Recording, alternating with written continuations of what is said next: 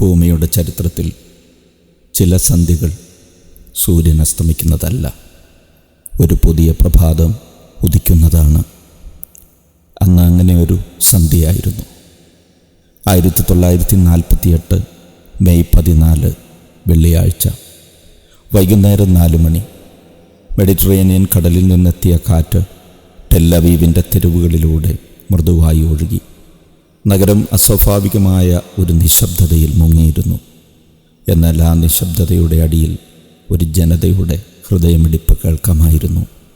നൂറ്റാണ്ടുകളായി അലഞ്ഞു തിരിഞ്ഞവർ, പീഡനങ്ങൾ സഹിച്ചവർ, സ്വന്തം മാതൃഭൂമിയെ പ്രാർത്ഥനകളിൽ മാത്രം കണ്ടവർ, അവർ ഇന്ന് ഇവിടെ ഒത്തുകൂടിയിരിക്കുന്നു.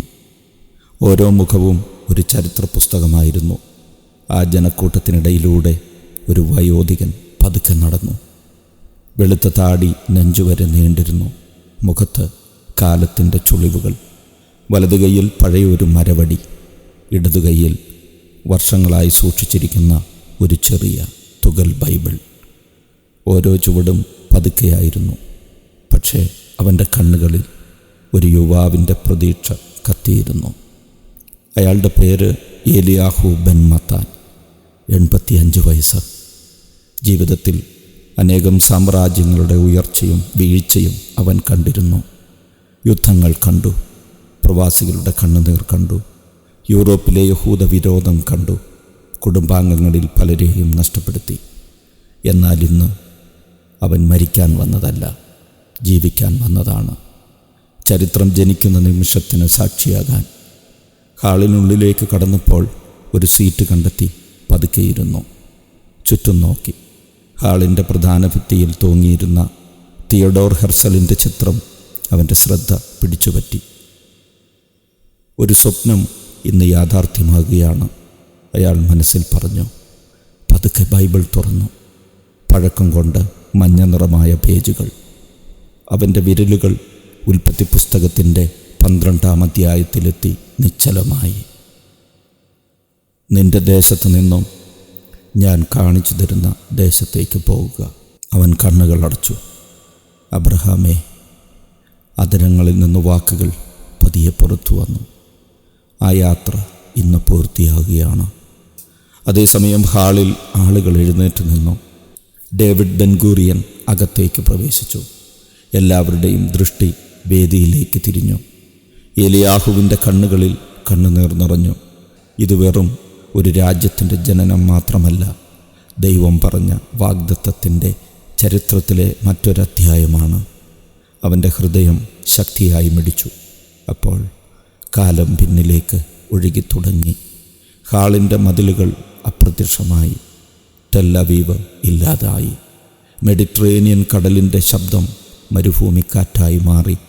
അവൻ്റെ മുന്നിൽ അനന്തമായ മണൽപ്പരപ്പുകൾ, നക്ഷത്രങ്ങൾ നിറഞ്ഞ രാത്രി. ഒരു കൂടാരത്തിനു മുമ്പിൽ ഒരു മനുഷ്യൻ ആകാശത്തേക്ക് നോക്കി നിൽക്കുന്നു. അവൻ്റെ മുഖത്ത് പ്രതീക്ഷയും ആശയക്കുഴപ്പവും ഒരുമിച്ച്. അപ്പോൾ സ്വർഗത്തിൽ നിന്നൊരു ശബ്ദം, ആകാശത്തിലെ നക്ഷത്രങ്ങളെ എണ്ണാൻ കഴിയുമെങ്കിൽ എണ്ണുക, നിന്റെ സന്തതി അങ്ങനെയായിരിക്കും. ഏലിയാഹു ആ മനുഷ്യനെ തിരിച്ചറിഞ്ഞു. അത് അബ്രഹാമായിരുന്നു. അവൻ്റെ കഥയോടെയാണ് ഈ ജനതയുടെ കഥ ആരംഭിച്ചത്. ഏലിയാഹു പതുക്കെ കണ്ണു തുറന്നു. വീണ്ടും ഹാളിലായിരുന്നു. ബെൻഗൂറിയൻ പ്രഖ്യാപനപത്രം കയ്യിലെടുത്തു. ചരിത്രമെഴുതാൻ പോവുകയായിരുന്നു. എന്നാൽ ഏലിയാഹുവിൻ്റെ മനസ്സ് ഇതിനകം ആയിരക്കണക്കിന് വർഷങ്ങൾ പിന്നിലേക്ക് യാത്ര തിരിച്ചിരുന്നു. ചിതറിപ്പോയ ആ ജനതയുടെ ചരിത്രം കണ്ണീരിൽ എഴുതപ്പെട്ടതായിരുന്നു.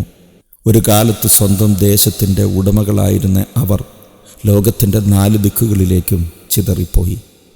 പല രാജ്യങ്ങളിലും അവർ അപമാനിക്കപ്പെട്ടു, നാട് കടത്തപ്പെട്ടു, സ്വത്തുക്കൾ കവർന്നെടുക്കപ്പെട്ടു, ഗെറ്റോകളിൽ അടച്ചിടപ്പെട്ടു. മതവിദ്വേഷത്തിൻ്റെ പേരിൽ കൂട്ടക്കൊലകൾക്കിരയായി. സ്പെയിനിൽ നിന്നുള്ള പുറത്താക്കലും കിഴക്കൻ യൂറോപ്പിലെ പോഗ്രോമുകളും ഒടുവിൽ നാസി ഭരണകാലത്തെ ഹോളോകോസ്റ്റും അവരുടെ മുറിവുകൾ കൂടുതൽ ആഴത്തിലാക്കി. എന്നിട്ടും ഓരോ പെസഹ രാത്രിയിലും അവർ ഒരേ പ്രത്യാശ ആവർത്തിച്ചു: ലഷാന ഹബാബി യെരുശലേം. അടുത്ത വർഷം യെരുശലേമിൽ കാണാം. ആ പ്രത്യാശ തന്നെയായിരുന്നു തലമുറകളിലൂടെ അവരുടെ ജനതയെ ജീവനോടെ നിർത്തിയ ജ്വാല. ബെൻഗൂറിയൻ ചരിത്ര പ്രഖ്യാപനം പൂർത്തിയാക്കിയ നേരം യെരുശലേമിലെ ആലയക്കുന്നിനെ തഴുകി കടന്നുപോയ വടക്കൻ കാറ്റിൽ ദേവദാരുവിൻ്റെ സൗരഭ്യം നിറഞ്ഞിരുന്നു. ഞാൻ ഏലിയാഹുവിൻ്റെ ഓർമ്മകളുടെ രഥമേറി ഒരു യാത്ര പോവുകയാണ്. എൻ്റെ പ്രിയപ്പെട്ട കേൾവിക്കാരെയും ഞാനൊപ്പം ക്ഷണിക്കുന്നു. 2000 വർഷങ്ങളിലെ ചരിത്ര വഴികളിലൂടെ, ചോരയുറയുന്ന ചരിത്ര സത്യങ്ങളിലൂടെ, ഇസ്രായേലിൻ്റെ യഥാർത്ഥ ചരിത്രത്തിലൂടെ ഒരു യാത്ര.